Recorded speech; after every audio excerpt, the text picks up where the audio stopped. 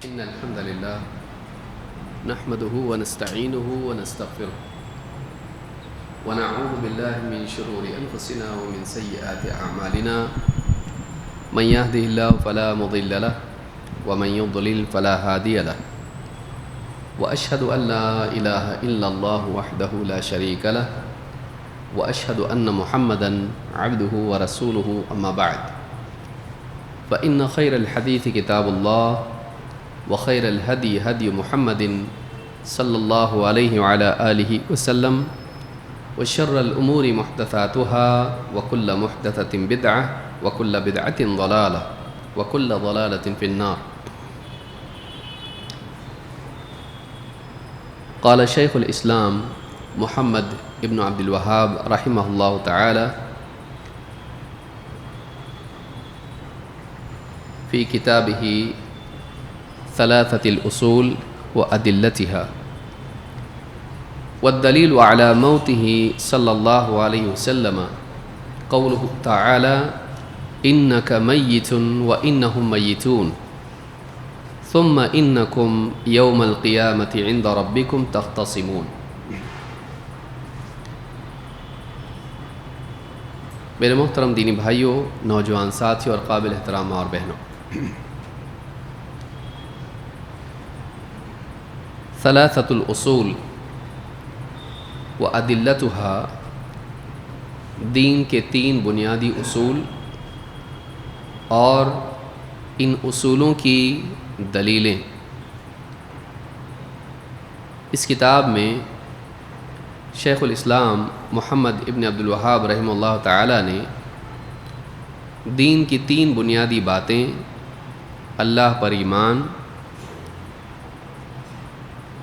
اللہ سے متعلق عقیدہ کیا ہونا چاہیے، اسی طرح سے دین کی معرفت، اور اسی طرح سے نبی اور رسول کی معرفت، اس تعلق سے پوری کتاب میں دلائل جمع کیے ہیں. اور اس کے آخری حصے میں ہم لوگ ہیں اور کچھ ہی درس رہ گئے ہیں جن میں یہ کتاب انشاءاللہ مکمل ہوگی. اس کتاب کے آخری حصے میں جہاں شیخ الاسلام رحمہ اللہ تعالیٰ نے یہ بات کہی کہ اللہ تعالیٰ نے محمد صلی اللہ علیہ وسلم کی زندگی ہی میں دین کو مکمل کر دیا، تو اس کے بعد بتایا کہ نبی کریم صلی اللہ علیہ وسلم کی وفات ہو گئی. جب دین مکمل ہو گیا تو اللہ رب العالمین نے جب آپ کا مشن، آپ کا مقصد پورا ہو گیا تو اللہ تعالیٰ نے آپ صلی اللہ علیہ وسلم کو موت دے کر اپنے پاس بلا لیا. اسی لیے شیخ الاسلام فرماتے ہیں والدلیل علی موتہ صلی اللہ علیہ وسلم قولہ تعالی انک میت وانہم میتون. اس کی دلیل کہ محمد صلی اللہ علیہ وسلم کی موت ہو گئی قرآن کریم کی آیت ہے جس میں اللہ تعالیٰ نے فرمایا انک میت وانہم میتون، اے نبی آپ کو بھی موت آنی ہے اور آپ کے جو مخالفین ہیں، کفار، مشرکین، یہ بھی مرنے والے ہیں. ثم انکم یوم القیامت عند ربکم تختصمون، پھر تم سب قیامت کے دن اپنے رب کے سامنے آپس میں اختلاف کرو گے، لڑو گے، ایک دوسرے کے بالمقابل اپنی بات رکھو گے اور ایک دوسرے کی شکایت کرو گے، ایک دوسرے کے خلاف گواہی دو گے. تو یہ جو چیز ہے یہ آج کے درس میں اس کو ہم کو جاننا ہے کہ نبی کریم صلی اللہ علیہ وسلم اور آپ سے پہلے جتنے بھی نبی آئے، جب ان کا مقصد پورا ہو گیا تو اللہ رب العالمین نے انہیں موت دی. ہر انسان کو، ہر جاندار کو موت کا مزہ چکھنا ہے. کل نفس ذائقۃ الموت، ہر جاندار کو موت کا مزہ چکھنا ہے. انبیاء بھی اس سے مستثنی نہیں ہے. جتنے نبی، جتنے رسول آتے ہیں ان سب کو ایک محدود زندگی دی جاتی ہے، ایک مقصد ان کے پاس ہوتا ہے، اور پھر اس کے بعد انہیں موت آتی ہے۔ جب مقصد پورا ہو جاتا ہے تو انہیں موت آتی ہے۔ اللہ رب العالمین نے نبی صلی اللہ علیہ وسلم پر سورت نازل کی، اذا جاء نصر اللہ والفتح، اے نبی جب اللہ کی مدد آ جائے اور فتح آ جائے، وَرَأَيْتَ النَّاسَ يَدْخُلُونَ فِي دِينِ اللَّهِ أَفْوَاجًا، اور جب آپ دیکھو کہ لوگ اللہ کے دین میں فوج فوج داخل ہو رہے ہیں، گروہ گروہ داخل ہو رہے ہیں، ایک ایک نہیں بلکہ کئی کئی لوگ داخل ہو رہے ہیں ایک ساتھ، فَسَبِّحْ بِحَمْدِ رَبِّكَ وَاسْتَغْفِرْ، تو اس وقت آپ اپنے رب کی پاکی بیان کریں اس کی حمد کے ساتھ، فَسَبِّحْ بِحَمْدِ رَبِّكَ وَاسْتَغْفِرْهُ، اور اللہ تعالیٰ سے استغفار کیجیے، اِنَّهُ كَانَ تَوَّابًا، یقین وہ بڑا توبہ قبول کرنے والا ہے۔ عمر فاروق رضی اللہ تعالیٰ عنہ نے صحابہ کی ایک جماعت میں، جنہیں ایسا لگتا تھا کہ ایسی مجلس میں کم عمر بچے نوجوان نہیں آنا چاہیے، یہ بڑوں کی مجلس ہے، اس مجلس میں جس میں عبداللہ ابن عباس رضی اللہ تعالیٰ عنہ کو وہ شریک کرتے تھے حضرت عمر، تو لوگوں نے کہا کہ یہ تو کم عمر ہے، یہ بڑوں کی مجلس ہے، اس میں یہ کیوں آئے؟ تو کہا اچھا ٹھیک ہے، بتاؤ اس صورت کا کیا حاصل ہے، اس صورت میں کیا بات ہے؟ ہر ایک نے مختلف پہلوؤں سے اس صورت کے معنی بیان کیے۔ ابن عباس رضی اللہ تعالیٰ عنہ بھی مجلس میں بیٹھے ہوئے تھے، حضرت عمر رضی اللہ تعالیٰ نے کہا تم بتاؤ۔ ابن عباس رضی اللہ تعالیٰ عنہ نے کہا اس صورت میں اس بات کی خبر دی گئی ہے کہ نبی کریم صلی اللہ علیہ وسلم کی وفات کا وقت اب آ گیا ہے۔ حضرت عمر نے کہا کہ میں بھی اس سے زیادہ نہیں جانتا، یہی بات میری بھی ہے، اگرچہ اس میں بہت سارے معانی اس صورت میں ہیں، لیکن اصل بات جو بڑی خبر اس میں ہے، جو امت کے لیے ایک بڑا صدمہ اور ایک بہت بڑی چیز جو چھپی ہوئی اس میں ہے۔ دیکھیے علم ظاہر چیزوں کے سمجھنے کا نام نہیں ہے، لیکن ایک مستنبت بات اس میں ایسی ہے جو تدبر کا نتیجہ ہو سکتی ہے، وہ چیز کیا ہے؟ جب فتح آ جائے اور جب اللہ کی نصرت آ جائے تو کھلے الفاظ میں بتایا گیا ہے، اور استغفار کی بات بتائی گئی ہے تو کھلے الفاظ میں ہے، لیکن ایسی بات جو اس پوری صورت میں ایک ایسی بات ہے جو غور و فکر کے نتیجے میں سامنے آتی ہے، وہ کیا ہے؟ وہ گہرے علم کو بتاتی ہے۔ تو ابن عباس رضی اللہ تعالیٰ عنہ نے وہ ساری چیزیں چھوڑ کر جو اس صورت میں بتائی گئی ہیں، جو کہ اس کے الفاظ سے بالکل ظاہری ہیں، اس میں ایک ایسی بات تھی جو اس پوری بات کا حاصل تھی کہ اب بتایا گیا ہے کہ نبی صلی اللہ علیہ وسلم کی وفات کا وقت قریب ہے، کیونکہ آپ کو نصرت دی گئی، فتح ہو گئی، اور لوگ بھی آپ کا مشن تھا کہ لوگوں کو ہدایت کی طرف لے کر آئیں، لوگ اللہ کے دین میں داخل ہو رہے ہیں، ایک ایک نہیں فوج فوج، تو اب مقصود آپ کی بعثت کا حاصل ہو گیا، اب کیا؟ اب اس کے بعد آپ کی وفات۔ تو ابن عباس نے کہا کہ اس صورت میں نبی صلی اللہ علیہ وسلم کی وفات کے بارے میں پیشگی خبر دی گئی ہے۔ حضرت عمر نے کہا کہ میں بھی یہی جانتا ہوں، میرے بھی علم میں یہی بات ہے۔ تو اس صورت میں نبی صلی اللہ علیہ وسلم کی وفات کے بارے میں بتایا گیا، اور سارے نبیوں کو دنیا سے جانا ہے، ہم سب کو بھی دنیا سے جانا ہے۔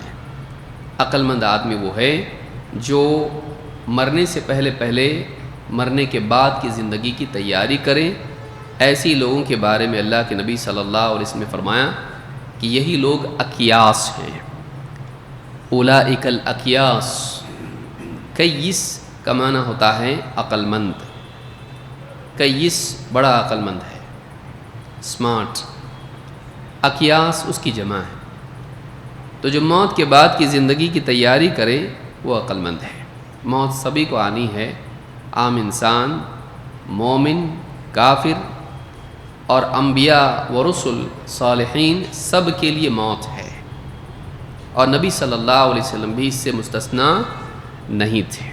آپ کے لیے بھی اللہ نے موت مقدر کی اور آپ کو موت آئی۔ تو یہاں پر ایک آیت جو شیخ محمد بن عبد الوہاب رحمہ اللہ نے ذکر کی ہے، یہ قرآن کریم کی سورہ الزمر کی آیت نمبر 30-31۔ اس میں اللہ تعالیٰ فرماتا ہے اِنَّكَ مَيِّتٌ وَإِنَّهُمْ مَيِّتُونَ، آپ کو بھی موت آنی ہے، یعنی موت آپ کے لیے بھی مقدر ہے۔ وَإِنَّهُمْ، اور وہ لوگ بھی جو آپ کے مخالف ہیں ان کو بھی ایک دن موت آنی ہے۔ پھر ثُمَّ إِنَّكُمْ يَوْمَ الْقِيَامَةِ عِنْدَ رَبِّكُمْ تَخْتَصِمُونَ، پھر قیامت کے دن تم سب اپنے رب کے سامنے آپس میں جھگڑو گے، یعنی قیامت تک کے لیے دنیا میں بعض اوقات کچھ مسائل حل نہیں ہو پاتے ہیں۔ ماننے والا مانتا ہے لیکن کچھ لوگ نہیں بھی مانتے ہیں، وہ حق کا انکار کرتے رہتے ہیں اور حق والے اس باطل پر رد کرتے رہتے ہیں۔ تو دنیا میں حق اور باطل کی جنگ چلتی رہتی ہے، کبھی فیصلہ ہو جاتا ہے اور کچھ لوگ مان لیتے ہیں، جیسے موسیٰ علیہ السلام اور جادوگروں کا معاملہ تھا۔ جب انہوں نے عصا ڈالا اور اس عصا نے ان کے سارے سانپوں کو، ان کی لاٹھیوں کو، رسیوں کو نگل لیا، جادوگروں پر اور لوگوں پر یہ ظاہر ہو گیا کہ یہ جادوگر نہیں ہے، اس سے اوپر کی کوئی چیز ہے اور یہ اللہ کی طرف سے دیا ہوا معجزہ ہے، اور یہ جادوگر نہیں بلکہ نبی اور رسول ہے، اور وہ ایمان لے آئے۔ آمنا برب ہارون و موسیٰ، وہی جادوگر جو مخالف تھے ایمان لے آئے۔ کبھی ایسا ہوتا ہے لیکن کبھی ایسا نہیں بھی ہوتا ہے، نبی اپنی پوری بات پیش کرتا ہے لیکن نہیں ماننے والے اپنی ضد پر اڑے رہتے ہیں۔ حق اور باطل کا فیصلہ دنیا میں بعض اوقات ہو نہیں پاتا ہے۔ تو کہا کہ پھر اس کا فیصلہ کب ہوگا؟ کہا کہ زندگی ہمیشہ تو رہنے والی نہیں، کہ آپ بھی یہاں دنیا میں ہیں، آپ کے مخالفین بھی دنیا میں، یہ چلتا رہے گا۔ ایک دن آپ کو بھی دنیا سے جانا ہے، ایک دن آپ کی مخالفین کو بھی دنیا سے جانا ہے۔ زندگی ہمیشگی کی نہیں ہے۔ یہ معاملہ جو رکا ہوا ہے، فیصلہ جو رکا ہوا ہے، یہ ہمیشہ نہیں چلنے والا ہے۔ ایک دن آئے گا کہ جب زندگیاں ختم ہوں گی اور سب اس کے بعد جائیں گے کہاں پہ؟ پھر اس کے بعد سارے لوگوں کو لوٹ کے اپنے رب کے پاس جانا ہے،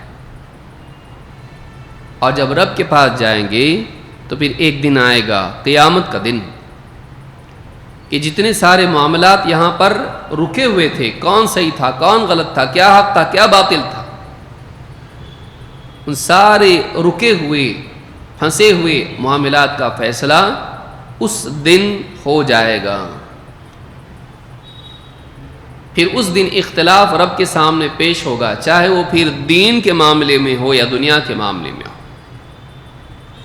زمین کا معاملہ ہو، پیسوں کا معاملہ ہو، رشتوں کا، حقوق کا معاملہ ہو، حق باطل کا، ظلم و زیادتی کا معاملہ ہو، جھگڑے اس دن سارے پیش کیے جائیں گے۔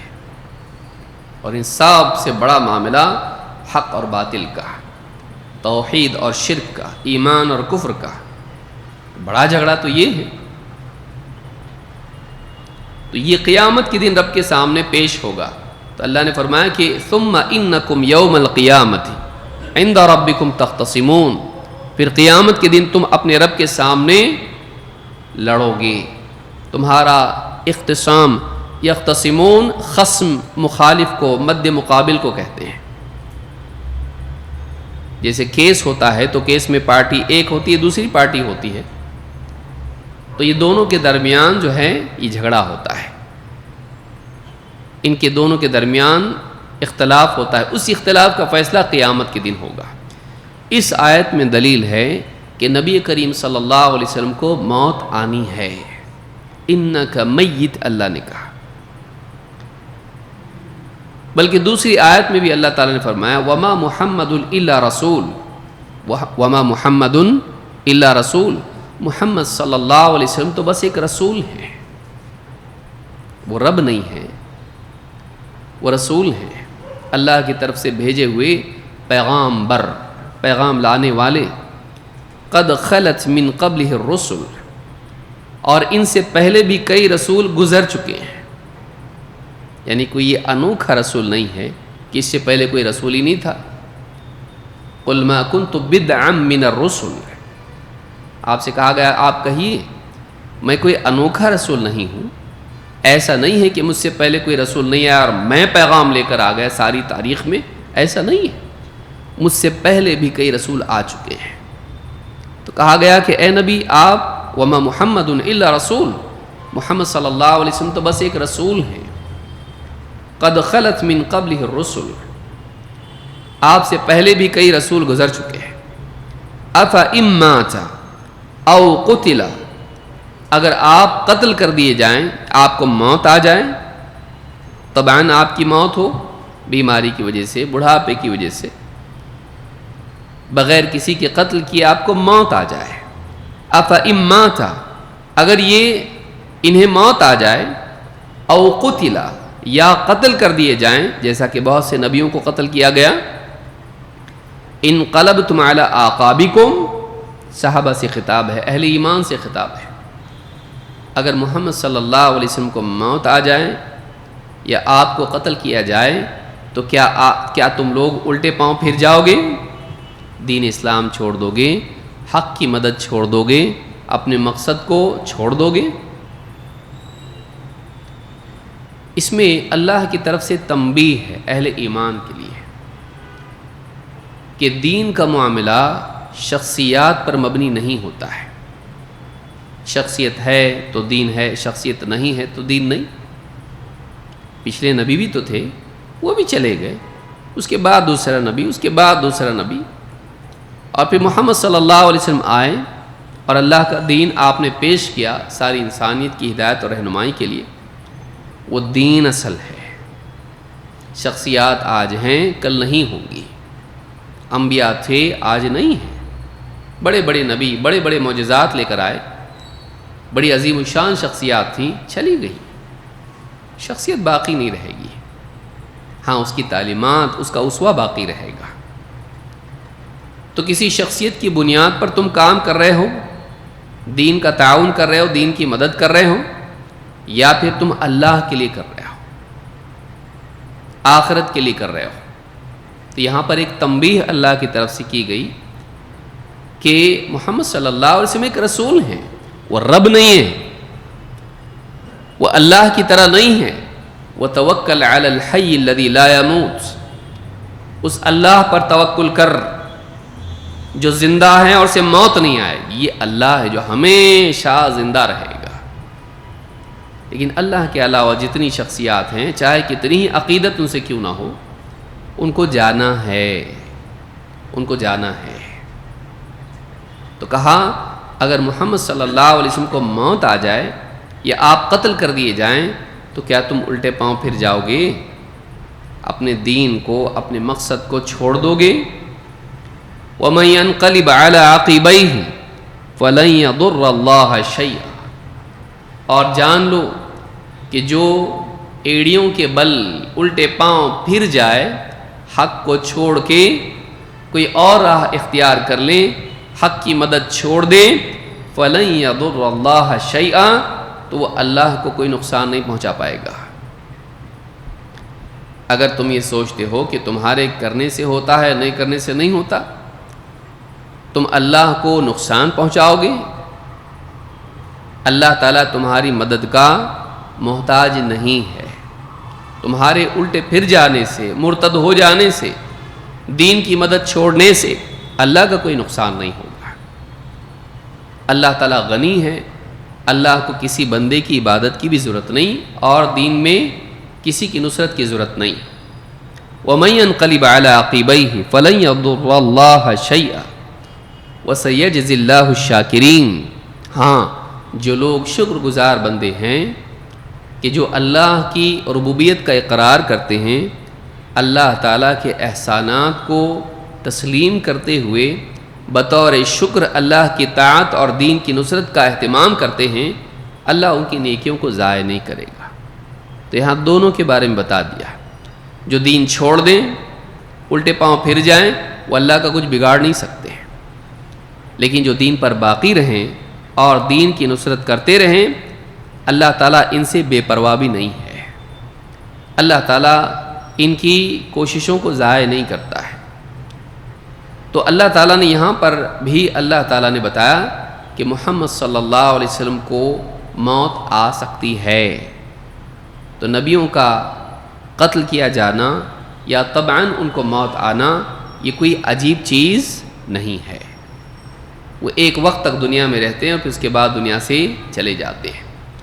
عائشہ صدیقہ رضی اللہ تعالیٰ عنہ فرماتی ہیں ان رسول اللہ صلی اللہ علیہ وسلم مات وابو بکر بالسنح وقال اسماعیل یعنی بالعالیہ، اللہ کے نبی صلی اللہ علیہ وسلم کا انتقال ہوا، آپ کو موت آئی۔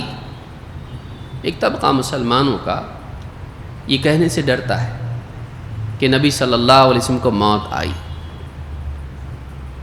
موت اللہ کو نہیں آتی ہے، اللہ کے علاوہ جتنے بندے ہیں چاہے کتنی ہی عظمت والے کیوں نہ ہوں ان کے لیے موت ہے۔ بعض اوقات بولتے بولتے پردہ کر گئے، رخصت ہو گئے اور اس طرح کے الفاظ استعمال کرتے کرتے بعض اوقات ادب کی بجائے اعتقاداً موت کا ذکر نہیں ہوتا ہے، اور گویا کہ آپ دنیا ہی میں ہیں، اور بعض لوگوں کا اس طرح سے عقیدہ ہے جب چاہے آئیں، جب چاہے مدد کریں، سب باتیں سنتے ہیں۔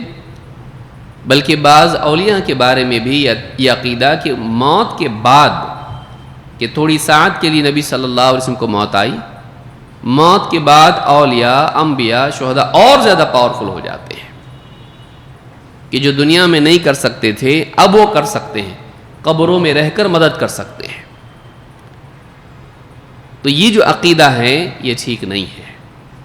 جو دنیا سے چلا گیا وہ برزخی زندگی میں ہے، وہ دنیا میں نہیں ہے، اس کا دنیا سے معاملہ منقطع ہو گیا۔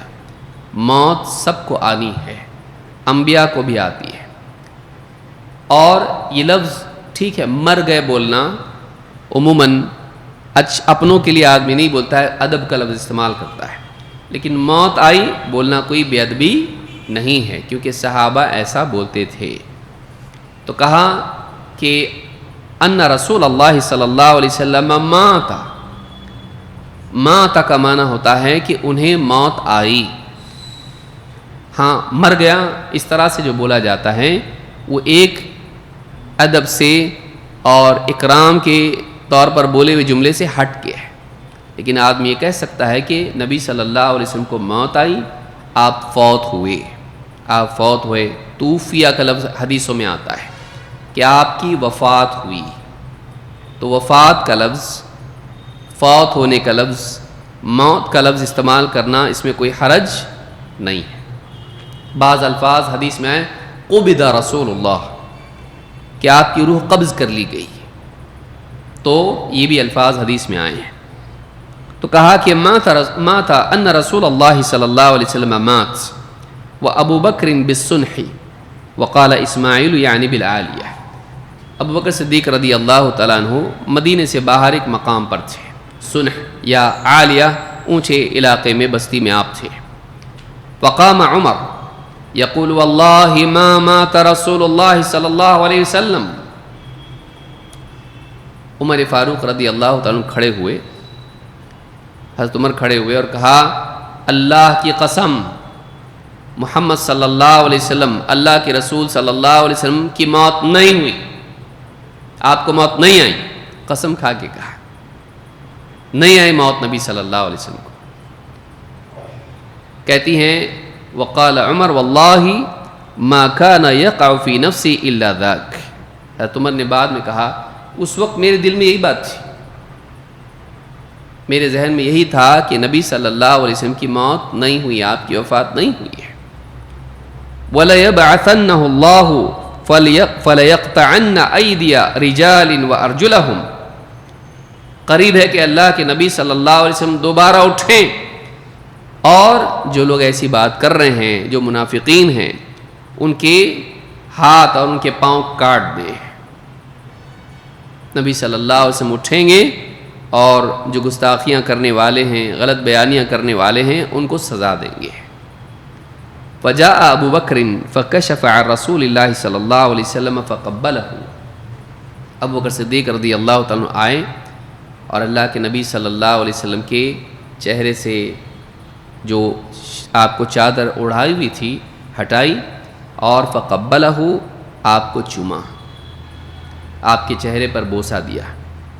قال ابی انت و امی طبت حیا و میتا، کہا میرے ماں باپ آپ پر فدا ہوں، آپ اپنی زندگی میں بھی اور اپنی وفات کے بعد بھی آپ پاک اور عمدہ ہی ہیں۔ والذی نفسی بیدہ لا یذیقک اللہ الموتتین ابدا، اس ذات کی قسم جس کے ہاتھ میں میری جان ہے، اللہ تعالیٰ آپ کو پر دو موتوں کو جمع نہیں کرے گا، دو موتیں آپ کو نہیں چکھائے گا۔ ثم خرج فقال ایھا الحالف علی رسلک، پھر وہاں سے نکلے، آپ کے کمرے سے مسجد میں گئے، کہا اے قسم کھانے والے ذرا ٹھہر جاؤ، حضرت عمر سے خطاب تھا۔ فلما تکلم ابو بکر جلس عمر، ابو بکر صدیق رضی اللہ عنہ بہت نرم تھے، لیکن نرمی کے مقام پر نرمی اور مضبوطی کے مقام پر مضبوطی، وہ مزاج کے نرم تھے، اصول اور کردار کے نہیں، ان کا کردار ایک دم سالڈ تھا، مضبوط تھا۔ اس وقت پر ابو بکر رضی اللہ تعالیٰ کی فضیلت معلوم ہوتی ہے کہ وہ کیا تھے اور ان کی اتھارٹی کتنی تھی، ان کی مضبوطی اور ان کی بات کا وزن کتنا تھا۔ حضرت عمر سننے کے لیے تیار نہیں، جیسی مسجد میں گئے کہا اے قسم کھانے والے ٹھہرو ذرا، کہتے ہیں فجلس عمر، حضرت عمر جیسا آدمی جتنے دبدبے والا ہے، جیسی ان کی ڈانٹ سنی بیٹھ گئے، کھڑے تھے بیٹھ گئے، حضرت عمر بھی ان کا ادب کرتے تھے، بیٹھ گئے۔ وقال الا من كان يعبد محمدا صلی اللہ علیہ وسلم فإن محمدا قد مات ومن كان يعبد الله فإن الله حي لا يموت، یہ وہ جملہ ہے جو تاریخ نے جس کو محفوظ رکھا، یہ بخاری کی روایت ہے جو میں ذکر کر رہا ہوں۔ کہا خبردار جو محمد صلی اللہ علیہ وسلم کی عبادت کرتا تھا وہ جان لے کہ محمد صلی اللہ علیہ وسلم کو موت آ گئی، آپ کی وفات ہو گئی۔ کوئی تھا ایسا جو محمد صلی اللہ علیہ وسلم کو پوجنے والا تھا، اس کا معبود دنیا سے چلا گیا، جو محمد صلی اللہ علیہ وسلم کی بات کوئی کرتا نہیں تھا صحابہ میں سے، لیکن یہ انہوں نے شرطیہ طور پر کہا کہ اگر کوئی ایسا کرتا تھا، جو بھی کرتا تھا عبادت، وہ جان لے کہ محمد صلی اللہ علیہ وسلم کو موت آ گئی، اور وَمَنْ كَانَ يَعْبُدُ اللَّهِ، اور جو اللہ کی عبادت کرتا تھا وہ بھی جان لے کہ فَإِنَّ اللَّهَ حَيٌّ لَا يَمُوتُ، اللہ آج بھی زندہ ہے، اسے موت نہیں آئے گی۔ تم کس کی عبادت کرتے تھے؟ ڈانٹا لوگوں کو، اپنے اس جملے کے ذریعے سے لوگوں کو ہوش میں لایا، کہاں جا رہے ہو تم لوگ؟ محمد صلی اللہ علیہ وسلم بلا شبہ محبوب ترین شخصیت صحابہ کی، اور لوگوں کے لیے ایک پناہ کی طرح تھے دنیا میں، آپ کا وجود ایک قوت تھا صحابہ کے لیے، مورال صحابہ کا ہمیشہ ہائی رہتا تھا، اور جب بھی کوئی مسئلہ آیا آپ رہنمائی دیتے تھے۔ لیکن اب وفات ہو گئی، اب کیا، چلے گئے دنیا سے، لیکن اللہ تو باقی ہے نا کہ سب ختم ہو گیا، اللہ باقی ہے۔ اس وقت میں ابو بکر صدیق رضی اللہ تعالیٰ کی استقامت یہ تاریخی چیز ہے۔ سارے صحابہ ایک دم بدحواسی کی حالت میں، عموماً حضرت عمر جیسا انسان وہ بھی اپنے کنٹرول میں نہیں، یہ صدمہ برداشت نہیں کر پا رہے کہ نبی صلی اللہ علیہ وسلم چلے گئے دنیا سے، اب کیسے ہوگا، کیسے ہوگا؟ اب تک کیا نبی صلی اللہ علیہ وسلم کرتے تھے؟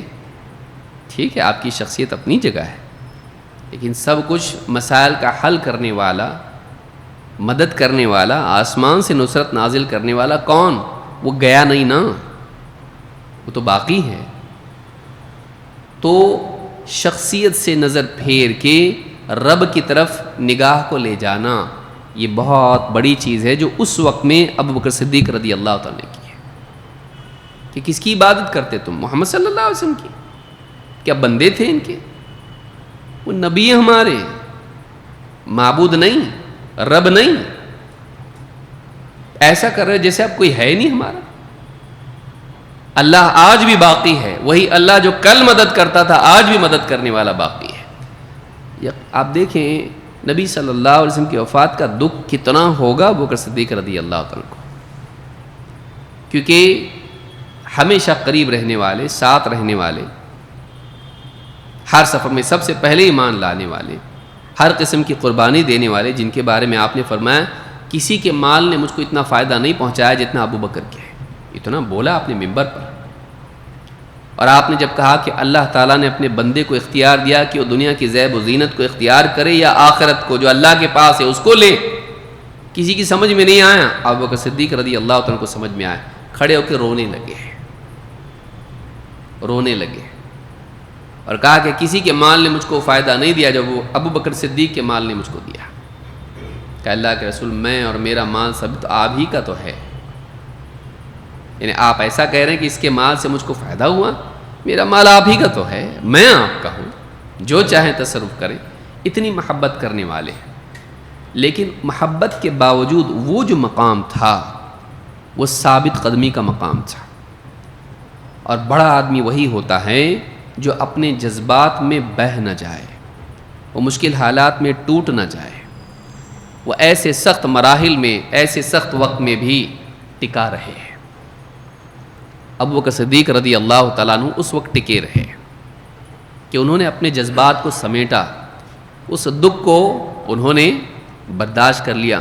اور اب دیکھا کہ اب نبی صلی اللہ علیہ وسلم تو چلے گئے، اب آپ کے بعد میں امت کا معاملہ بکھر جائے گا. اس وقت میں سب کو سمیٹنا ضروری ہے. اور آ کے مسجد میں وہ جملہ کہا جو تاریخ نے جس کو اپنے سینے میں سنبھال کے رکھا، من کان یعبد محمدا فإن محمدا قد مات. جو محمد صلی اللہ علیہ وسلم کا بندہ تھا، آپ کی عبادت کرتا تھا، وہ جان لے کہ آپ کی موت ہو گئی.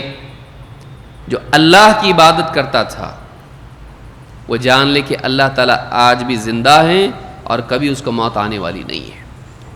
زندے کی بات کر، اسی لیے قرآن میں یہی سکھایا گیا تھا، وَتَوَكَّلْ عَلَى الْحَيِّ الَّذِي لَا يَمُوتُ. اس ذات پر بھروسہ رکھو جو زندہ ہیں، اسے موت نہیں آتی. توکل شخصیات پر نہیں رکھا جاتا ہے.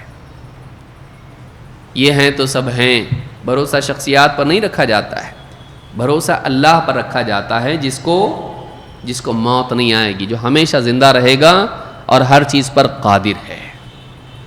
تو کہا کہ ایسا، اور پھر اور اس کے بعد میں کہا وقال انک میت وانہم میتون. وہی آیت پڑھی، قرآن کی آیت دلیل میں پیش کی. موت نہیں ہوئی، کیسے کہہ رہے موت نہیں آئی؟ نبی صلی اللہ علیہ وسلم کو موت نہیں آ سکتی. قرآن میں اللہ نے بتایا ہے اور آیتیں پڑھی، دلائل دی. یہ طریقہ ہے سلف کا کہ اعتقاد کے باب میں یا مسائل ہوں، فقہی مسائل ہوں، ان کے باب میں کسی بات کو ثابت کرنے کے لیے دلائل دیے جائیں. اپنی بات جب پیش کی تو دلیلیں دی. کہا انک میت وانہم میتون. کہ اللہ نے نہیں کہا یہ؟ اے نبی آپ کو بھی موت آنی ہے اور آپ کے مخالفین ان کو بھی مرنا ہے. اور آیت پڑھی، کہا وما محمد الا رسول. محمد صلی اللہ علیہ وسلم تو ایک رسول ہیں. قد خلت من قبلہ الرسل. آپ سے پہلے بھی کئی رسول گزر چکے ہیں. افإن مات او قتل انقلبتم علی اعقابکم. کیا انہیں موت آ جائے یا قتل کر دیے جائیں تو کیا تم ایڑیوں کے بل الٹے پاؤں پھر جاؤ گے؟ ومن ينقلب علی عقبیہ فلن یضر اللہ شیئا. اور اگر کوئی اپنی ایڑیوں کے بل پھر جائے تو اللہ کا کچھ نہیں بگاڑے گا، اللہ کو کچھ نقصان نہیں پہنچا پائے گا. وسيجزي اللہ الشاکرین. اور اللہ تعالیٰ شکر گزاروں کو ان کا بدلہ عطا کرے گا. قال فنشج الناس یبکون. جب یہ بات ابو بکر صدیق رضی اللہ تعالیٰ نے کہی تو لوگ آواز سے رونے لگے، پھوٹ پھوٹ کر رونے لگے. سارے ذہن صاف ہو گئے کہ ہاں اتنی بڑی شخصیت بتا رہی ہے کہ نبی صلی اللہ علیہ وسلم کی وفات ہو گئی. تو سارا دکھ امنڈ کے باہر آیا اور صحابہ پھوٹ پھوٹ کے رونے لگے. یہ صحیح بخاری کی حدیث ہے، کتاب المناقب میں امام البخاری نے اس کو ذکر کیا ہے.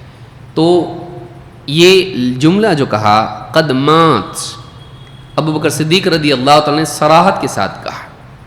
تو یہ بھی ہمارا اعتقاد ہے کہ اللہ کو موت نہیں ہے، اور جتنے نبی اور رسول دنیا میں آتے ہیں انہیں موت آتی ہے، انہیں موت آتی ہے.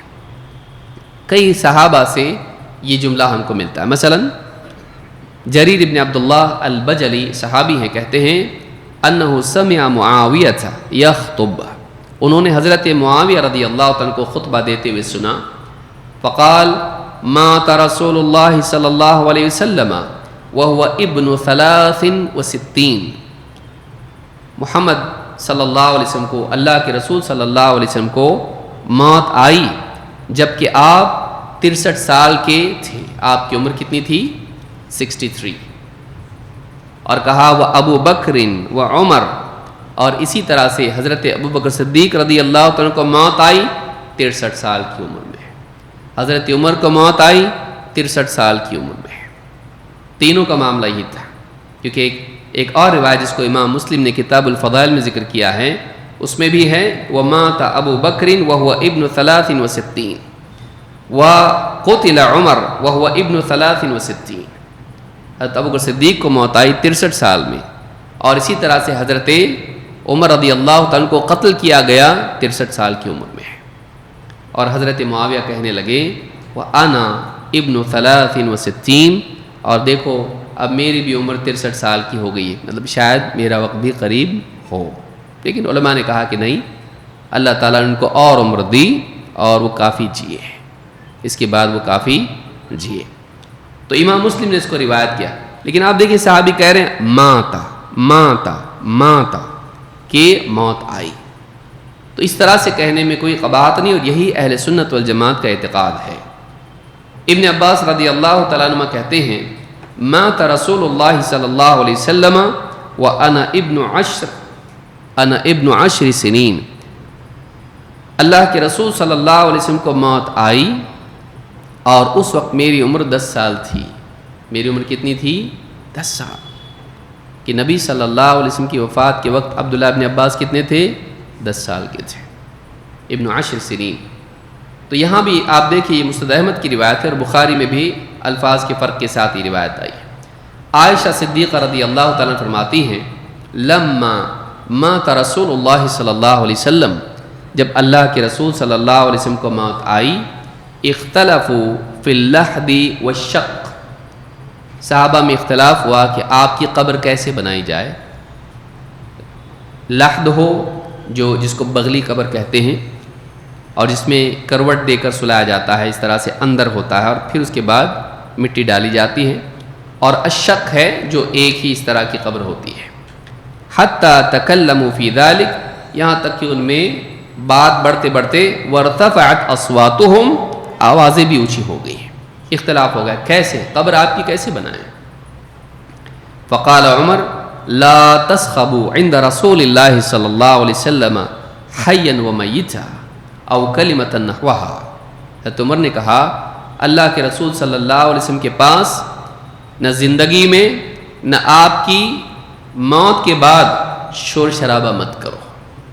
یعنی زندگی میں بھی یہ چیز روا تھی نہیں. لا ترفعوا اصواتکم فوق صوت النبی ولا تجہروا له بالقول، کہ نبی کی آواز پر اپنی آواز اونچی مت کرو، اور آپ کی مجلس میں آپ کی موجودگی میں بھی اپنی آواز بلند آواز سے بات مت کرو، چاہے آپ بول رہے ہو یا نہ بول رہے ہو، اونچی آواز میں بات نہیں. تو کہا زندگی میں بھی یہ اصول تھا، وفات کے بعد بھی نہیں. آپ کے قریب اتنی اونچی اونچی آواز میں بات ٹھیک نہیں.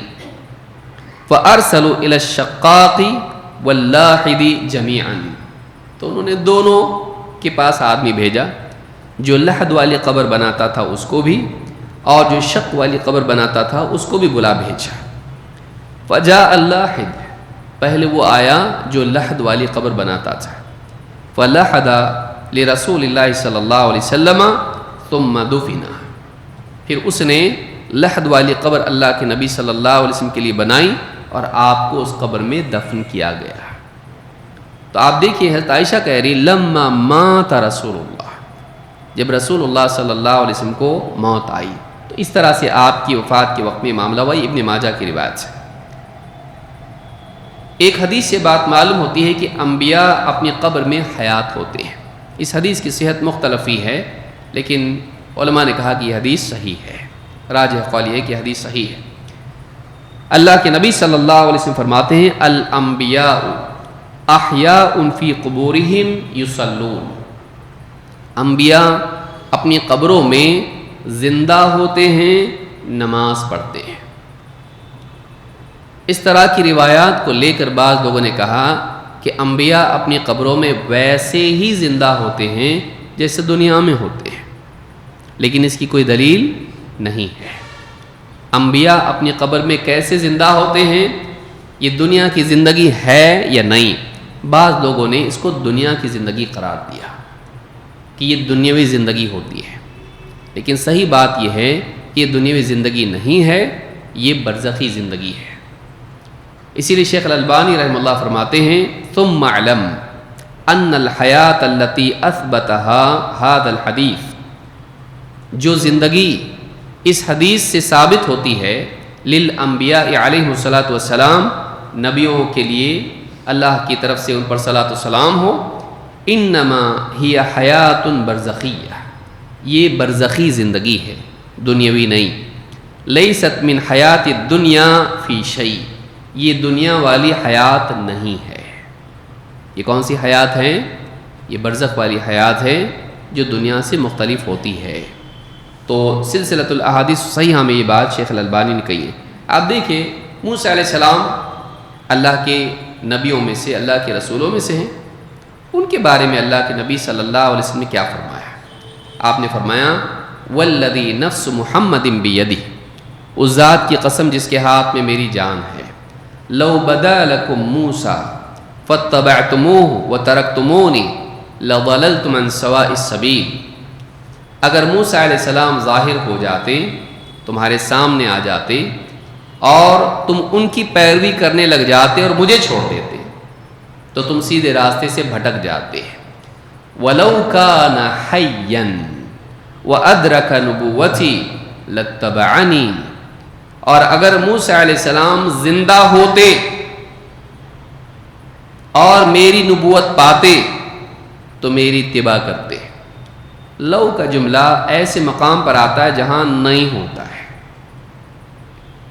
جیسے اللہ تعالیٰ نے قرآن کریم میں فرمایا لو کان فیہما آلہۃ الا اللہ لفسدتا، اگر آسمانوں میں اور زمین میں کئی معبود ہوتے یا ہوں گے، ہو سکتا ہے ایسا نہیں، تو اگر ہوتے تو ان میں فساد برپا ہو جاتا ہے۔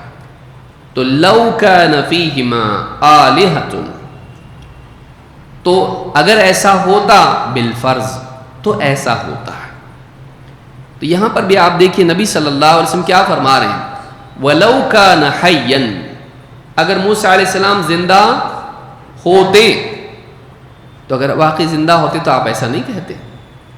تو معلوم ہے کہ یہ جو زندگی ہے، یہ انبیاء کی جو زندگی ہے، رسولوں کی جو زندگی ہے، وہ دنیاوی نہیں ہے، ورنہ آپ کا یہ کہنا کہ اگر وہ زندہ ہوتے تو کیا زندہ نہیں ہے؟ دنیا والی زندگی نہیں ہے۔ کیوں؟ وہ ادرک نبوتی، میری نبوت پاتے ہیں، تو یہ مکلف کے لیے ہوتا ہے، تو اس وقت وہ مکلف ہیں، وہ دنیا میں نہیں ہے۔ لتبعنی، میری اتباع کرتے ہیں۔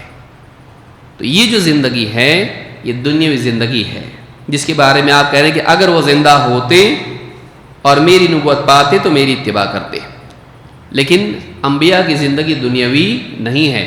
اگر دنیاوی زندگی ہوتی تو یہ بات آپ نہیں کہتے، اگر دنیاوی زندگی ہوتی تو یہ بات نہیں ہوتی ہے۔ بلکہ آپ سلیمان علیہ السلام کے بارے میں قرآن کی بات دیکھیں، جسے سورہ سبا میں آیت نمبر 14 میں اللہ نے بیان کیا ہے۔ لمبا قصہ آج ہم نہیں، کبھی اور ذکر کریں گے، لیکن موٹا موٹا اللہ نے فرمایا فَلَمَّا قَضَيْنَا عَلَيْهِ الْمَوْتِ، جب ہم نے حضرت سلیمان علیہ السلام کے لیے موت کا فیصلہ کر دیا. ما دلہم علی موتہ الا دابۃ الارض تأکل من سأتہ، کہ ان کی موت کی بات لوگوں کے سامنے نہیں آئی، لیکن یہاں تک کہ ان کا جو عصا جس سے وہ ٹیک لگا کے کھڑے تھے، دیمک نے اور زمین کے کیڑے نے وہ پورا عصا کھا کے ختم کر دیا، اور عصا ٹوٹ گیا اور وہ زمین پر گر پڑے. تو سلیمان علیہ السلام نے، چونکہ جنات ان کی ماتحتی میں ہوا کرتے تھے اور جنات کو کام دیتے تھے، لمبی تفصیل ہم کبھی جب انبیاء کے قصے دیکھیں گے تب کریں گے، ابھی اب نہیں اس کے لیے. تو جنات میں سے جو سربراہ ہوتا ہے، انہوں نے اس کو ڈیوٹی دے دی کہ یہ کرنا ہے، اور مسجد اقصیٰ میں جو ہیکل ہے اس کی تعمیر کیسے کرنی ہے، پورا خاکہ اس کے ذمہ دے دیا اور اپنی عبادت میں لگ گئے. جنات وقتاً فوقتاً آ کے دیکھتے تھے، چھیڑنے کی کسی کی ہمت نہیں تھی. اور ایک وقت گزر گیا اور وہ اسی طرح سے عصا پر لگے رہے، ٹکا کے اسی طرح سے ٹیک کے کھڑے رہے، اور جنات یہ سمجھتے رہے کہ یہ کیا ہیں، ابھی تک زندہ ہیں، حیات ہیں. لیکن اللہ تعالیٰ نے ان کو موت دے دی تھی، اور اسی طرح سے وہ، اللہ تعالیٰ کی قدرت ہے، اللہ جس کو چاہے اس طرح سے کھڑا رکھے، تو اسی طرح سے وہ کھڑے رہے، لیکن موت آ چکی ہے. لیکن جنات کیا سمجھ رہے ہیں، ابھی بھی یہ عبادت میں ہیں، ابھی بھی اسی طرح سے کھڑے ہوئے ہیں. ایک وقت کے بعد جب اللہ ہی کے حکم سے دیمک کا جو کیڑا، اس نے دیمک نے کھا کے پوری لکڑی، جو لاٹھی جس پر ٹیک لگا کے کھڑے تھے، اس لاٹھی کو کیا کر دیا، کھوکھلا کر دیا. تو ان کا وزن وہ برداشت نہیں کر پائی، اور اس کے بعد وہ کیا ہو گئے، زمین پر گر پڑے. تو کہا کہ ما دلہم علی موتہ الا دابۃ الارض تأکل من سأتہ. من سأتہ، من سأتہ، ان کا جو عصا تھا اس کو کھا گیا پورا دیمک. اور اس کے بعد جب اس میں طاقت نہیں رہی تو وہ ٹوٹ گئی تو ٹیک لگا کے کھڑے تھے، زمین پہ گر گئے.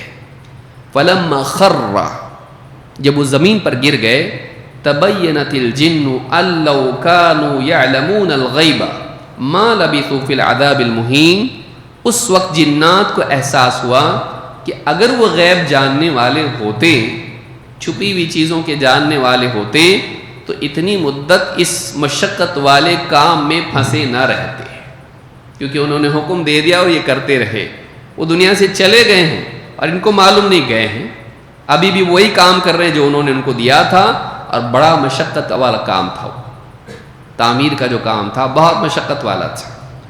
تو تب جا کے جنات کو معلوم ہوا، اور انہوں نے سوچا اگر ہم لوگوں کے پاس، اور لوگوں کو بھی یہ بات واضح ہوئی کہ اگر جنات کے پاس غیب کا علم ہوتا تو یہ جان لیتے. کیونکہ علماء نے کہا کہ اس زمانے میں یہ بات ایک اعتبار سے مشہور ہو گئی تھی کہ جنات سب جانتے ہیں، دل کی باتیں، چھپی ہوئی باتیں سب جانتے ہیں.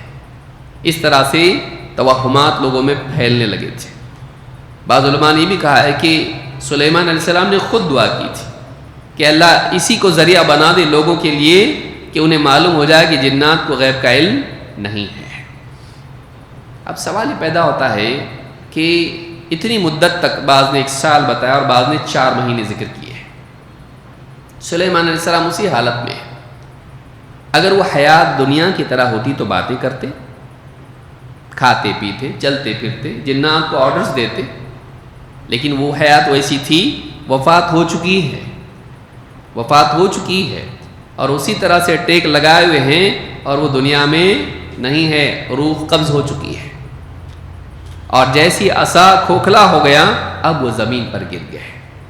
تو کیا یہ ویسی زندگی تھی جیسے عام انسان کی زندگی ہوتی ہے؟ وہ دنیاوی زندگی نہیں ہے، وہ برزخی زندگی ہے جو انبیاء کو نصیب ہوتی ہے. اسی لیے اللہ کے نبی صلی اللہ علیہ وسلم نے دیکھا تھا معراج کی رات میں کہ موسیٰ علیہ السلام اپنی قبر میں کھڑے نماز پڑھ رہے ہیں، قائم یصلی. وہ قبر میں ہے، وہ برزخ میں ہے، دنیا میں نہیں، وہ دنیاوی زندگی نہیں. لیکن یہ بھی بات ہے کہ انبیاء کا جسم وفات کے بعد بھی صحیح سالم رہتا ہے، جو سلیمان علیہ السلام کے قصے میں بھی ہم کو ملتا ہے، اور نبی صلی اللہ علیہ وسلم کی حدیث سے بھی بات معلوم ہوتی ہے. اوس ابن اوس کہتے ہیں قال رسول اللہ صلی اللہ علیہ وسلم ان من افضل ایامکم یوم الجمعہ. اللہ کے رسول صلی اللہ علیہ وسلم نے فرمایا تمہارے سارے دنوں میں سب سے افضل دن جمعہ کا دن ہے۔ فیہ خلق آدم، جمعہ ہی کے دن آدم علیہ السلام کو پیدا کیا گیا۔ وفیہ النفخہ، اسی دن سور پھونکا جائے گا۔ اور وفیہ الصعقہ، اور اسی دن صعقہ ہوگا، یعنی چیخ قیامت کی سب سنیں گے۔ فَأَكْثِرُوا عَلَيَّ مِنَ الصَّلَاةِ فِيهِ فَإِنَّ صَلَاتَكُمْ مَعْرُودَةٌ عَلَيَّ، تو اس دن مجھ پر خوب، جمعہ کے دن مجھ پر خوب درود پڑھو، اس لیے کہ تمہارا درود، تمہارا صلاۃ، اللہم صلی علی محمد النبی الامی، اس طرح کے جو بھی کلمات ہیں، یہ چھوٹا درود ہے جو صحابہ پڑھا کرتے تھے۔ علامہ اسماعیل الصابونی نے اپنی کتاب میں الصلاۃ علی النبی میں اس روایت کو ذکر کیا اپنی سند سے، اور شیخ الالبانی نے کہا کہ اس کی سند صحیح ہے۔ اللہم صلی علی محمد النبی الامی، یہ مختصر درود ہے جو صحابہ اس کو پسند کرتے تھے، روایت میں ہے کہ فَأَكْثِرُوا عَلَيَّ مِنَ الصَّلَاةِ فِيهِ فَإِنَّ صَلَاتَكُمْ مَعْرُودَةٌ عَلَيَّ، جمعہ کے دن مجھ پر خوب درود پڑھا کرو، اس لیے کہ تمہارا درود مجھ پر پیش کیا جاتا ہے، مجھ پر پیش کیا جاتا ہے۔ فَقَالَ رَجُلٌ يَا رَسُولَ اللَّهِ، ایک شخص نے کہا اللہ کے رسول، كَيْفَ تُعْرَضُ صَلَاتُنَا عَلَيْكَ وَقَدْ أَرِمْتَ یعنی بلیت، کہا کہ اللہ کے رسول ہمارا درود آپ پر کیسے پیش کیا جائے گا جبکہ آپ مٹی میں مل جائیں گے۔ ارمتا، بلیتا، انسان کو جب دفن کیا جاتا ہے اس کا جسم ختم ہو جاتا ہے، مٹی میں مل جاتا ہے۔ قد علمنا ما تنقص الارض منهم وعندنا کتاب حفیظ، ہم جانتے ہیں زمین ان کے جسم میں سے کیا کم کر دیتی ہے، زمین لے لیتی ہے اس جسم کو، اور ہمارے پاس ایک محفوظ کتاب ہے، لوح محفوظ۔ تو آپ صلی اللہ علیہ وسلم نے فرمایا ان اللہ حرم علی الارض ان تأکل اجساد الانبیاء، اللہ تعالیٰ نے زمین پر اس بات کو حرام کر دیا ہے کہ انبیاء کے جسم کو کھائے۔ نبیوں کے جسم کو زمین کھاتی ہے نہیں، تو نبیوں کا معاملہ جو ہے رسولوں کا بھی معاملہ ہے، کیونکہ رسالت نبوت سے اوپر کا مرتبہ ہے۔ تو انبیاء کا جسم قبروں میں محفوظ رہتا ہے، انبیاء کا جسم قبروں میں محفوظ رہتا ہے، تو انہیں موت آتی ہے لیکن ان کی حیات دنیاوی نہیں ہے، بلکہ کیسی ہے؟ برزخی حیات ہے۔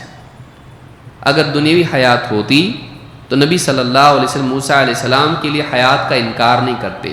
وہ کون سی حیات کا انکار ہے، دنیاوی یا برزخی؟ اور اسی طرح سے سلیمان علیہ السلام کا جو واقعہ ہے اس میں وہ اسی طرح سے کھڑے رہے، اگر دنیاوی زندگی ہوتی تو چلتے پھرتے بات کرتے اور بہت کچھ کرتے، وہ دنیاوی زندگی نہیں ہے، تو اسی طرح سے ان کا جسم رکا رہا، لیکن وہ اس جسم میں یعنی روح کا معاملہ جیسا ہوتا ہے اللہ تعالیٰ نے روح کو قبض کر لیا ہے، وہ دنیاوی زندگی نہیں ہے۔ امام احمد، ابو داؤد، نسائی، ابن ماجہ نے اس کو روایت کیا ہے۔ تو یہ ساری باتیں اس سلسلے میں ہیں اور بہت ساری بحث اس میں ہو سکتی ہے، لیکن یہ موقع اس کا نہیں ہے کہ اس بنیاد پر کتنے لوگوں نے کیا کیا عقائد بنا لیے کہ انبیاء بلکہ شہداء بلکہ صالحین اپنی قبروں میں زندہ ہیں، ہماری باتیں سنتے ہیں، ہماری دعائیں سنتے ہیں، ہماری مدد اندر سے کر سکتے ہیں، اور اس طرح کی جتنے عقائد بنے وہ سارے عقائد باطل ہیں۔ قبر میں چلے جانے کے بعد میں اللہ نے فرمایا وَهُمْ عَنْ دُعَائِهِمْ غَافِلُونَ وَمَنْ أَضَلُّ مِمَّنْ يَدْعُو مِنْ دُونِ اللَّهِ مَنْ لَا يَسْتَجِيبُ لَهُ إِلَى يَوْمِ الْقِيَامَةِ وَهُمْ عَنْ دُعَائِهِمْ غَافِلُونَ، کہ اس سے بڑھ کے ظالم کون ہوگا، اس سے بڑھ کے گمراہ کون ہوگا جو کسی ایسے کو پکارے جو قیامت تک اس کی پکار کو نہیں سن سکتا، بلکہ وہ ان کی پکار سے غافل ہیں۔ وَإِذَا حُشِرَ النَّاسُ كَانُوا لَهُمْ أَعْدَاءَ، اور جب حشر میں لوگوں کو جمع کیا جائے گا تو یہ ان کے دشمن بن جائیں گے، جن کو پکارا جا رہا ہے وہ پکارنے والوں کے دشمن بن جائیں گے۔ وَكَانُوا بِعِبَادَتِهِمْ كَافِرِينَ، اور ان کی عبادت کا انکار کر دیں گے۔ تو قبر میں مدفون کوئی بھی نہیں سنتا ہے۔ وَمَا أَنْتَ بِمُسْمِعٍ مَّن فِي الْقُبُورِ، اللہ کے نبی صلی اللہ علیہ وسلم سے کہا گیا کہ قبروں میں جو بھی ہیں آپ ان کو نہیں سنا سکتے۔ اِنَّكَ لَا تُسْمِعُ الْمَوْتَى اے نبی آپ مرے ہوں کو نہیں سنا سکتے، جو موتا ہیں آپ ان کو نہیں سنا سکتے۔ تو یہ ساری آیتیں اصل ہیں، یہ قاعدہ بتاتی ہیں، پھر اس میں سے استثناء کے لیے دلیل چاہیے۔ سمجھ میں آ رہی بات؟ یہ قرآن کا قاعدہ ہے جس میں بتا دیا گیا کہ نہیں سنتے، لیکن اس میں استثناء کیا ہے؟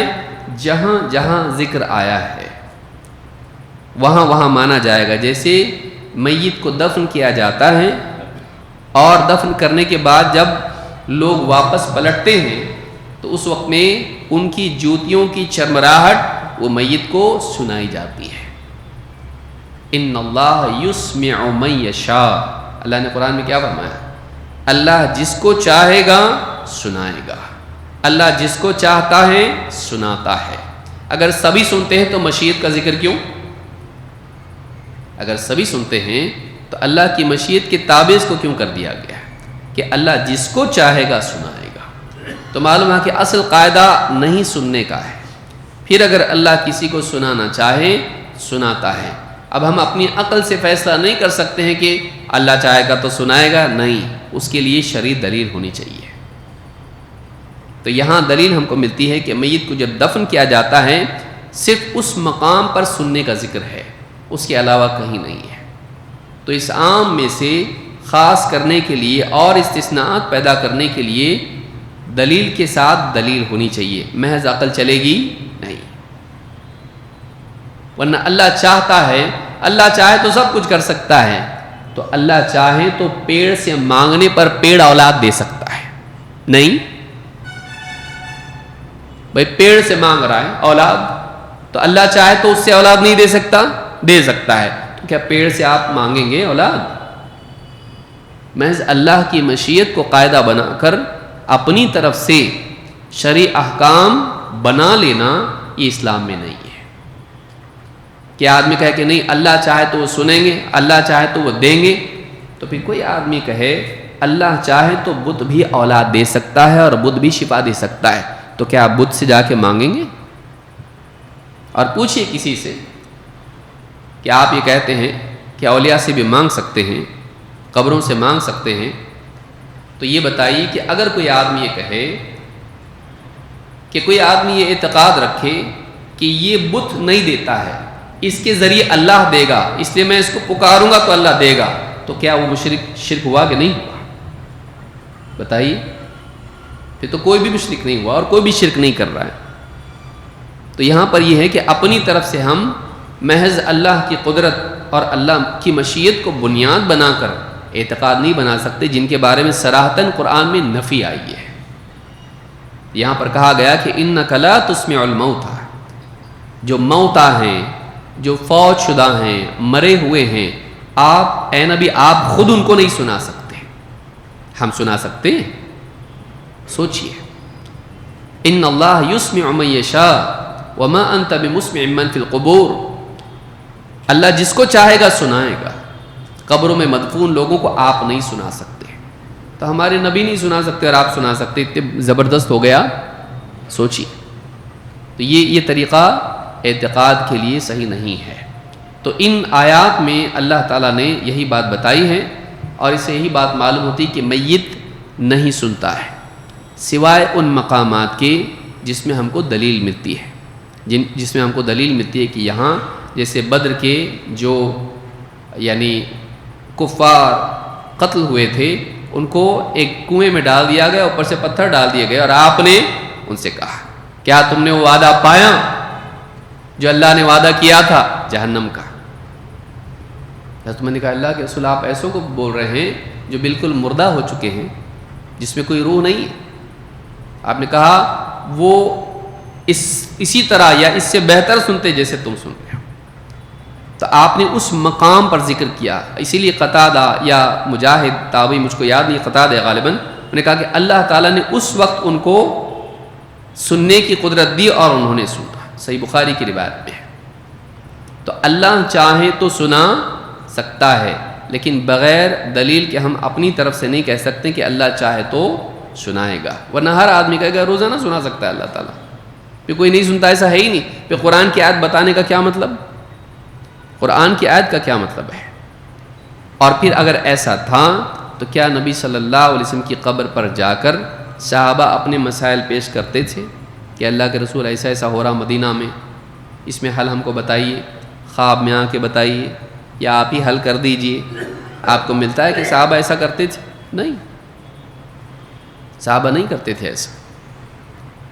اور ابو بکر صدیق رضی اللہ تعالیٰ عنہ کے پاس ایک عورت، اللہ کے نبی صلی اللہ علیہ وسلم کے پاس ایک عورت آئی اور اپنی حاجت آپ کے سامنے رکھی۔ آپ نے کہا ابھی نہیں، بعد میں آنا۔ اس نے کہا میں بعد میں آؤں اور آپ کو نہ پاؤں تو؟ اور اس کا اشارہ اس طرف تھا کہ اگر آپ کی وفات ہو جائے، آپ کی موت ہو جائے، پھر بعد میں آؤں گی اور آپ نہ رہے تو آپ نے کیا کہا؟ ابو بکر کے پاس جانا۔ کس کے پاس جانا؟ یا میری قبر پہ آنا؟ سوچئے، اللہ کے نبی صلی اللہ علیہ وسلم سخی دوسرے کی طرف بھیجتا؟ سخی خود دیتا ہے۔ تو اگر وفات کے بعد بھی آپ دینے والے ہوتے تو آپ کسی اور کے پاس نہیں بھیجتے۔ آپ کیا کہتے؟ اگر میں نہیں رہوں، میری وفات ہو جائے، میری قبر پر آنا، اپنا مسئلہ بیان کرنا، میں دے دوں گا۔ تو آپ نے ایسا نہیں کیا، بلکہ آپ نے اپنے بعد کیا کہا؟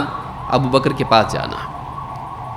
تو معلوم ہوا کہ قبروں پر جا کر مانگنا یہ صحابہ کا طریقہ نہیں تھا، بلکہ صحابہ خود اپنے مسائل لے کر نبی صلی اللہ علیہ وسلم کی قبر پر نہیں جاتے۔ کتنے فتنے آئے، خلافت کا مسئلہ آیا، نبی صلی اللہ علیہ وسلم وہی ہیں، آپ کے سامنے نہیں پیش کیا گیا اللہ کے رسول فیصلہ کر دیجئے ابھی، جبکہ ابھی آپ کو دفن نہیں کیا گیا ہے۔ تو صحابہ نے یہ نہیں کیا کہ آپ ہی بتا دیجئے کہ اس کو خلیفہ بنائیں، آپ ہی بتائیں ہم کیا کریں، نہیں پوچھا۔ وفات ہو گئی، ختم، وفات ہو گئی، اب دنیا سے رخصت ہو گئے اب آپ سے بات چیت نہیں، ورنہ صحابہ بات چیت کرتے اور پوچھتے جواب دیجئے ہم کو، لیکن یہ نہیں ملا ہم کو، کہیں بھی کسی روایت میں اس طرح سے نہیں ملتا ہے۔ لیکن ایک طبقہ مسلمانوں کا یہ مانتا ہے کہ نہیں، جو دنیا سے اولیاء، صالحین، انبیاء چلے گئے، ان سے ہم مانگ سکتے ہیں، وہ سنتے ہیں، عطا کرتے ہیں۔ یہ غلط عقیدہ ہے، یہ صحیح عقیدہ نہیں ہے۔ تو اللہ تعالیٰ نے فرمایا ثم انکم انک میت وانہم میتون، اے نبی آپ کو بھی موت آنی ہے اور آپ کے مخالفین بھی مرنے والے ہیں ایک دن۔ ثم انکم یوم القیامت عند ربکم تختصمون، پھر ایک دن آئے گا، قیامت کا دن آئے گا اور اس دن تم اپنے رب کے سامنے آپس میں لڑو گے۔ ابن عباس رضی اللہ تعالیٰ عنہ کہتے ہیں اس آیت کا مطلب کیا ہے؟ کہتے ہیں کون اس سے مراد ہیں؟ کہتے ہیں اہل الاسلام و اہل الکفر۔ کون جھگڑا کس کا ہوگا؟ اسلام والے، کفر والے، ایمان والے، کافر۔ مسلمان جو ایمان لائے، اسلام قبول کیا، اور وہ جنہوں نے اسلام کو مانا نہیں، ان کا قیامت کے دن اختلاف ہوگا اور اللہ الگ کر دے گا، ان کو فیصلہ کر دے گا۔ والامر یومئذ للہ، اس دن فیصلے کا اختیار صرف اللہ کے پاس ہوگا۔ وامتازوا اليوم ایھا المجرمون، اے مجرموں آج تم الگ ہو جاؤ، چھٹ کے الگ ہو جاؤ۔ تو اہل ایمان سے ان مجرمین کو الگ کر دیا جائے گا۔ تو قیامت کے دن یہ اختلاف ہوگا اور اس دن حق اور باطل، اہل باطل اور اہل حق، ان دونوں کو الگ کر دیا جائے گا۔ تو اس آیت میں ہم نے جو دیکھا وہ یہ کہ جتنے بھی نبی ہیں ان سب کے لیے موت مقدر ہے، اور ہر انسان کے لیے، بلکہ ہر جاندار کے لیے موت ہے، صرف اللہ ہے جس کے لیے موت نہیں ہے، اللہ تعالیٰ ہے جس کے لیے موت نہیں ہے۔ وتوکل علی الحی الذی لا یموت، اس ذات پر توکل کر جو زندہ ہیں اور اسے موت نہیں آنے کی، اسے نہیں آئے گی موت۔ تو اللہ رب العالمین کے لیے حیات ہے اور اس کے لیے موت نہیں ہے۔ الحی القیوم ہے، وہ زندہ ہیں، سب کو تھامے ہوئے ہیں اور اس کو کسی کے تھامنے کی ضرورت نہیں ہے۔ تو اللہ رب العالمین پر توکل کرنا چاہیے، اور شخصیات آتی ہیں جاتی ہیں، لیکن بھروسہ کس پر رکھنا چاہیے؟ اللہ پر، جو ہمیشہ سے باقی ہے، جو سب کے فنا ہونے کے بعد بھی باقی رہے گا۔ تو ایک ایمان والا توکل صرف اور صرف اللہ پر کرتا ہے، وہ شخصیات کا احترام کرتا ہے، اللہ والوں کا احترام کرتا ہے، انبیاء کا احترام کرتا ہے، ان کے اسوا کو اپناتا ہے، ان کی تعلیمات کا پاس و لحاظ رکھتا ہے، لیکن انہیں اللہ کا مقام نہیں دیتا ہے، انہیں اللہ کا مقام نہیں دیتا ہے۔ اللہ رب العالمین ہم سب کو سمجھ عطا فرمائیں اور صحیح عقیدہ اپنانے کی توفیق دے۔ مزید باتیں انشاءاللہ ہم آنے والے درس میں دیکھیں گے۔ اقول ھذا واستغفر اللہ لی ولکم۔